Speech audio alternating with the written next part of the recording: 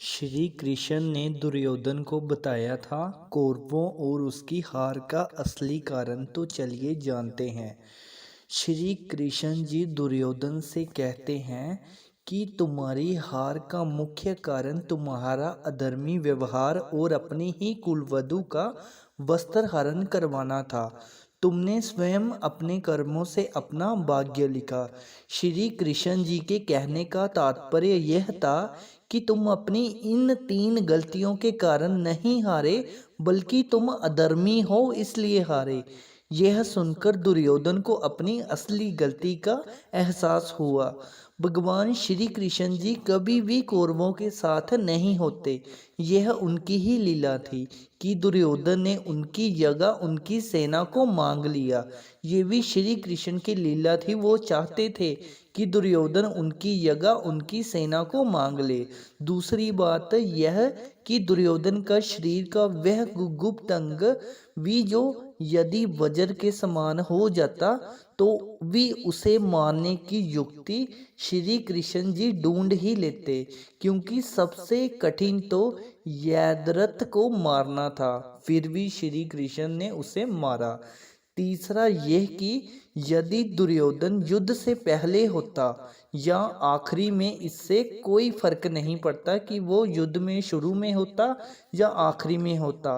अंत में हार तो कौरवों की ही होनी थी, क्योंकि इसके पीछे की सबसे खास वजह है कि कौरव जो थे वो धर्म के रास्ते पर थे ही नहीं, अधर्मी थे कौरव। कर्ण सहित सभी कौरव पक्ष के लोग अधर्मी ही थे। कर्ण ने भी बड़ी सभा में द्रौपदी का अपमान किया था और उसने भी कोई कम पाप नहीं किए थे।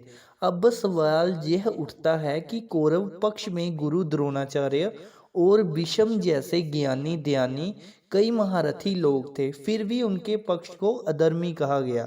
ऐसा क्यों?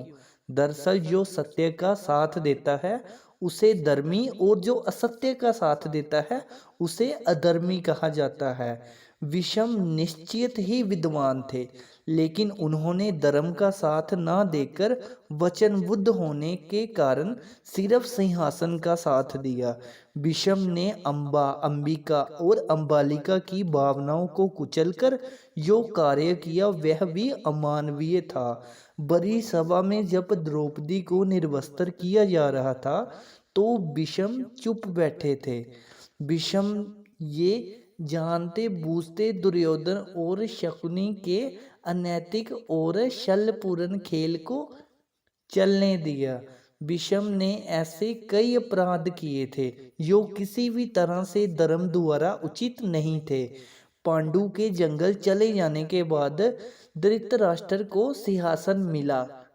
किंवदंती है कि गांधारी धृतराष्ट्र से विवाह नहीं करना चाहती थी, लेकिन भीष्म ने अपनी शक्ति का दुरुपयोग कर गांधारी का विवाह धृतराष्ट्र से करवाया था।